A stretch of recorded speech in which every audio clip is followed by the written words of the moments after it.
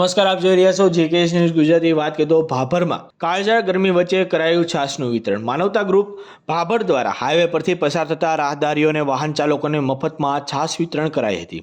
અત્યારે સમગ્ર રાજ્યમાં ગરમીમાં શેકાઈ રહ્યું છે, ત્યારે બનાસકાંઠા જિલ્લામાં પણ હીટવેવ જેવી સ્થિતિ છે.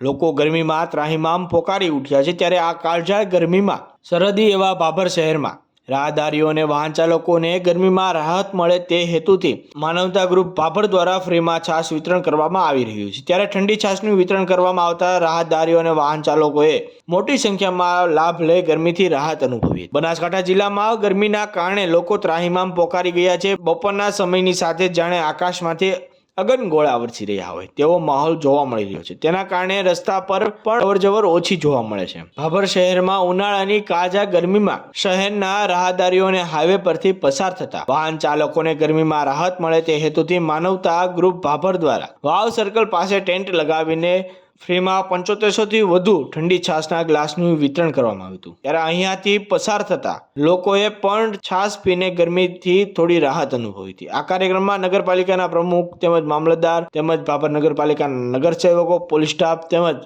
લોકો બહોળી સંખ્યામાં આ સેવામાં જોડાયા હતા. જેકેએસ ન્યૂઝ સાથે કિરણ ઠાકોર, ભાભર.